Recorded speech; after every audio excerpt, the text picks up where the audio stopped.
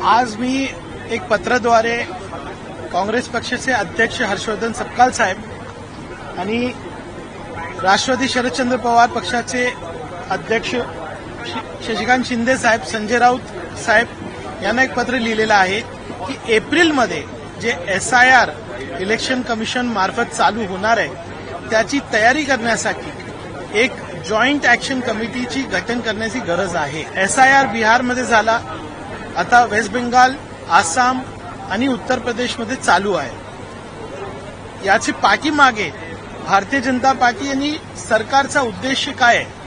हे सेक्युलर मतं जे आहेत मायनॉरिटीचे, दलितांचे आणि अदर ओबीसीचे कमी करण्याचा उद्देश आहे, हा दिसून येत आहे।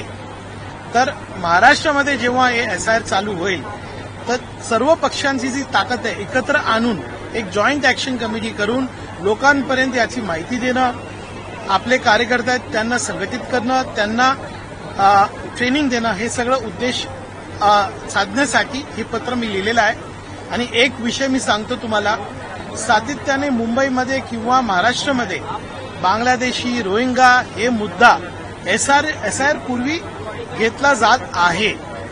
माझं म्हणणं आहे की कुठेही बांगलादेशी किंवा रोहिंगा किंवा कोणत्याही परदेशीचे लोक राहत असतील त्यांच्यावर कारवाई करणं, त्यांना आयडेंटिफाय करणं, डिपोर्ट करणं हे सरकारचं बंधनकारक कर्तव्य आहे आणि त्याची अंमलबजावणी होम डिपार्टमेंट करत नाही किंवा ती माहिती होम डिपार्टमेंट देत नाही।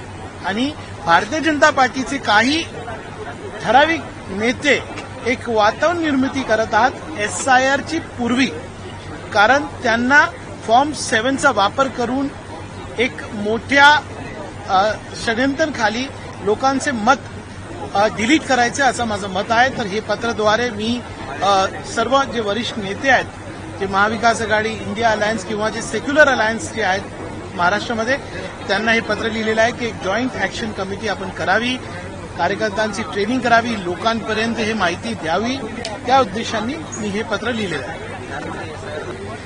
जी माहिती आम्हाला बिहारपासून मध्ये आलेली आहे ते जवळजवळ 5 ते 8% जे सेक्युलर लोकांचे मत आहेत ते डिलीट करण्यात आलेले आहेत। यूपीमध्ये पण फार मोठ्या प्रमाणे फॉर्म 7 चा वापर करून हे सगळं चालू आहे।